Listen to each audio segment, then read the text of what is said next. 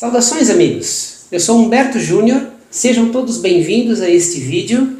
Estou falando de Blumenau, Santa Catarina, e a ideia desse vídeo é trazer informação. Queremos pegar a onda de podcast que está acontecendo, né? Podcast é legal, porque está trazendo mais assuntos mais aprofundados, estamos aprofundando um pouquinho mais os assuntos e deixando um pouquinho de lado esses vídeos rápidos que às vezes não nos trazem a devida informação. Então, a ideia nossa aqui é a gente fazer debates, conversas, trazer informações e reflexões sobre a vida, o autoconhecimento e a espiritualidade. E por falar em espiritualidade, a gente hoje queria convidar e já deixar de pronto dito para a galera que o seu Mário Clã, que pertence à igreja... Seu Mário? Ciência Cristã, primeira igreja cristo-cientista Blumenau. É uma honra poder estar aqui participando desse primeiro programa. E estamos aí abertos a algumas perguntas e respostas, e, enfim. Tenho bastante, seu Mário. Vamos tentar sanar algumas dúvidas ou ajudar certo. Eventualmente. Vamos lá. Ciência cristã. Seu Mário, o que é ciência cristã? A ciência cristã é a ciência do cristianismo e baseia-se nas palavras e nas obras de Cristo Jesus. Sua autoridade provém da Bíblia. Seus ensinamentos estão expostos no livro Ciência e Saúde, com a chave das Escrituras de Mary Beckered. A cura da doença somente através de meios espirituais é um dos objetivos da ciência cristã. Seu propósito mais elevado é a salvação universal de todas as fases do mal, inclusive do pecado e da doença. Ver Mateus 10, versículo 8. Curai enfermos, ressuscitai mortos, purificai leprosos, expeli demônios. De graça recebeste, de graça dai. A cura, então, é algo importante para a igreja.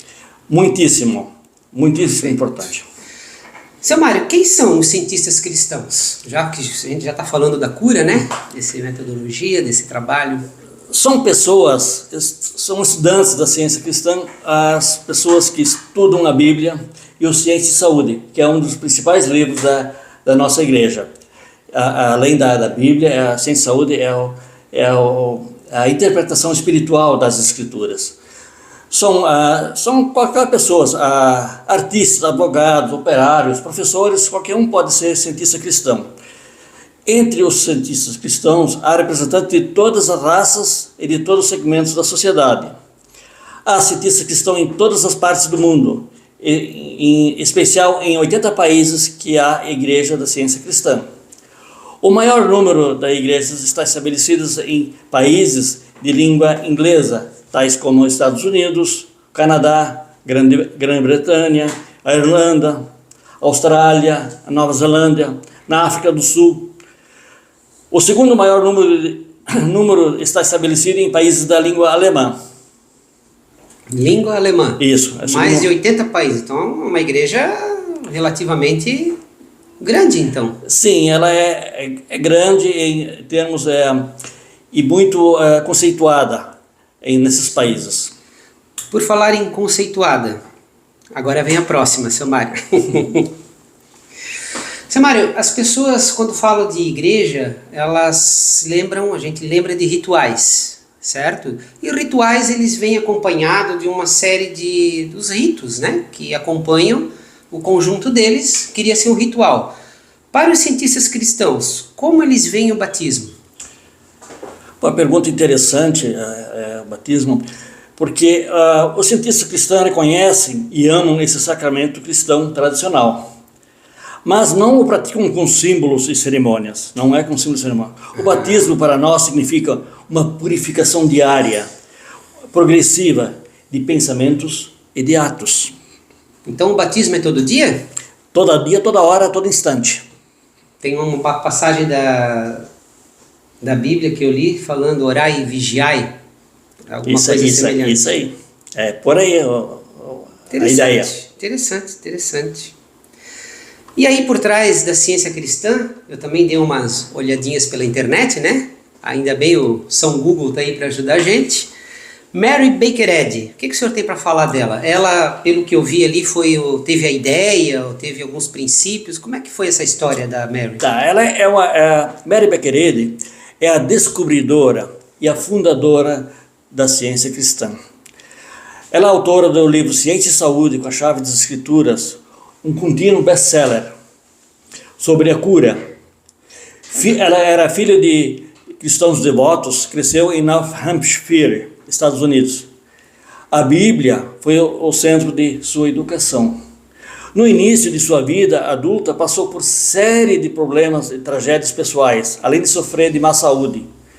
Durante 20 anos seguintes, doenças crônicas fizeram com que procurassem diversos métodos de cura. Nenhuma delas resultou em cura permanente, até que descobriu a ciência cristã. Em 1866, foi curada de uma séria lesão ao ler um relato de uma das curas constantes no Novo Testamento, realizada por Jesus. Isso levou à descoberta de que ela concebeu como ciência do cristianismo. Durante os anos seguintes de sua vida, estabeleceu a Igreja de Cristo Cientista, fundou diversos periódicos e deu início às suas atividades. Perfeito, perfeito. Então foi uma história de vida que se transformou numa igreja. Então, falando a grosso modo, né? Mas levou décadas para isso acontecer, né? Provavelmente.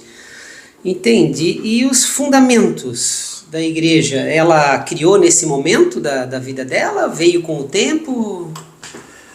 Os fundamentos da igreja, ela fez, vamos dizer, o estudo dela foi quando ela recebeu a cura em 1866, aí ela se afastou da sociedade, inclusive, e estudou só a Bíblia durante 3 anos seguintes, com muita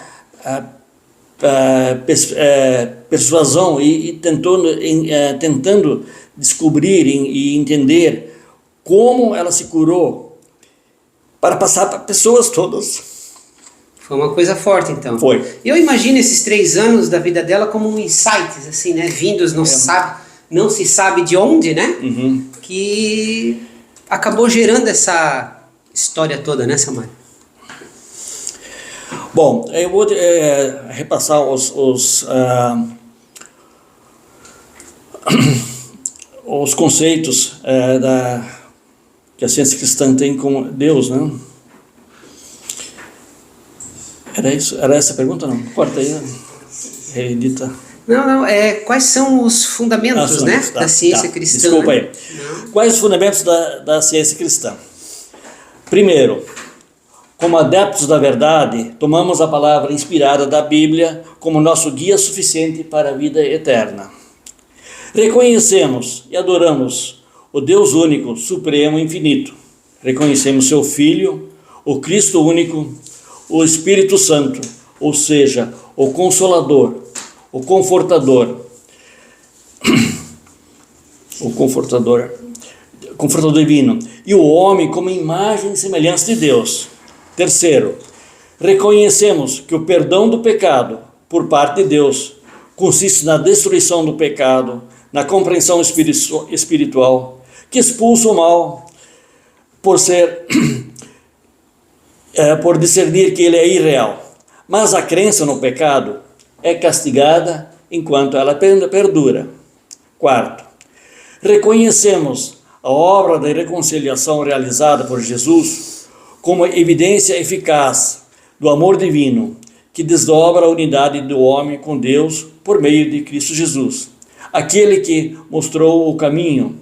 E reconhecemos que o homem é salvo por meio de Cristo, por meio da verdade, da vida e do amor, como foi demonstrado pelo profeta da Galileia, ao curar os doentes, ao vencer o pecado e a morte. Quinto, reconhecemos que a crucificação de Jesus e sua ressurreição cumpriram o propósito de levar a fé até a compreensão da vida eterna, ou seja, o fato que a alma, o espírito é tudo, e de que a matéria nada é. Sexto, e solenemente prometemos ser vigilantes e orar para ver em nós aquela mente que havia também em Cristo Jesus. Fazer aos outros o que desejamos que nos façam. Ser misericordiosos, justos e puros. Interessante. Essa parte do pecado sempre foi um assunto que até me instigou a estudar, né? E pesquisar. E o pecado e a autopunição é uma coisa muito forte nas pessoas. Inclusive causa infernos pessoais no nosso mundo, aqui. O inferno parece que, e dá a sensação que é aqui para algumas pessoas. A gente até tem aquela maneira de dizer, né? Tá vivendo um inferno pessoal, né? É autopunição, autoflagelo. Interessante. E aí um recadinho aqui que eu queria dar, eu achei muito interessante esses questionamentos. Vai ter mais, tá, seu Mário? Sim. Eu vi um texto interessante, legal no meu Instagram, eu acho que apareceu, dizendo do banco, um banco. Você já pensou um banco depositar todos os dias na sua conta R$86.400? Todo dia.